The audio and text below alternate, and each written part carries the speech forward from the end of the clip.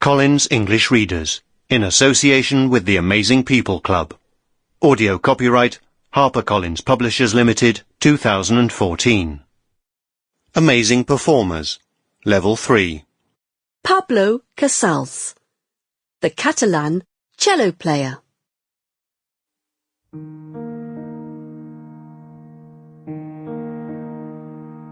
I had two loves in my life, music and Catalonia, the place where I was born.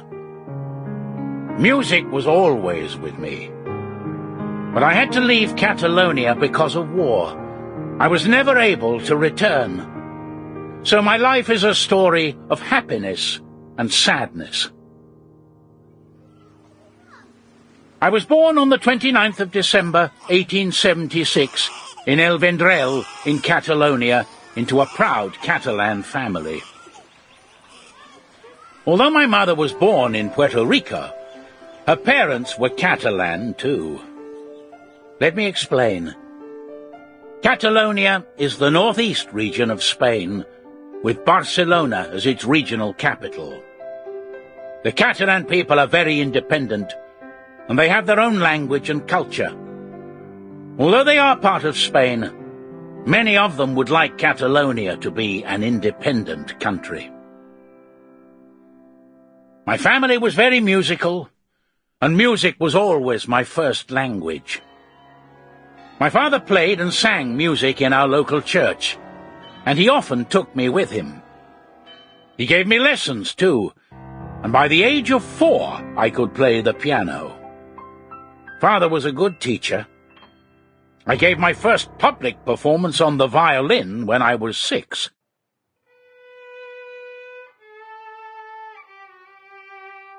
It was not a completely happy experience, however, as a group of boys laughed at me because I played with my eyes closed. Some travelling musicians visited El Vendrell one year, and they played some wonderful music. Among their instruments was a cello, which I had never heard before. Although I was only 11, I decided then that the cello was the instrument for me. Now I needed a cello teacher, so my mother took me to the Escola Municipal de Música in Barcelona, about 70 kilometers north of El Vendrell. I studied hard, and in my free time after school and at weekends, I searched the city's music shops for interesting music. I discovered a copy of 6 Suites for Solo Cello by J.S. Bach, which was like finding 6 bars of gold. Every day I studied the music and played a little bit more, although I did not play Bach's suites in public until 13 years later. There was no television at that time, or even radio.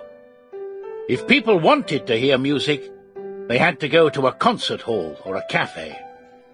I played in cafes every evening, sometimes popular music and sometimes classical, and it was a very important part of my musical education. I earned money too, which I used to pay for my teaching. 5 years later, I completed my studies at the Escola Municipal in Barcelona, but I didn't know what kind of job I could get. I continued to play in cafes, and one day a man spoke to me. He told me he had enjoyed my playing very much, and then he introduced himself. He was Isaac Albeniz, a very famous pianist and composer at the time. As he was leaving the cafe, he gave me a note and told me to take it to the royal palace.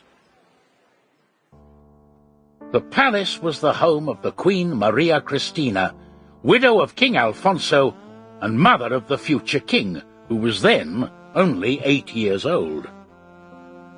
I thought he was joking, but in fact I was invited to play for Queen Maria Cristina, and she loved my music. The letter also introduced me to Count Morphy, who took an interest in my... Sample complete. Ready to continue?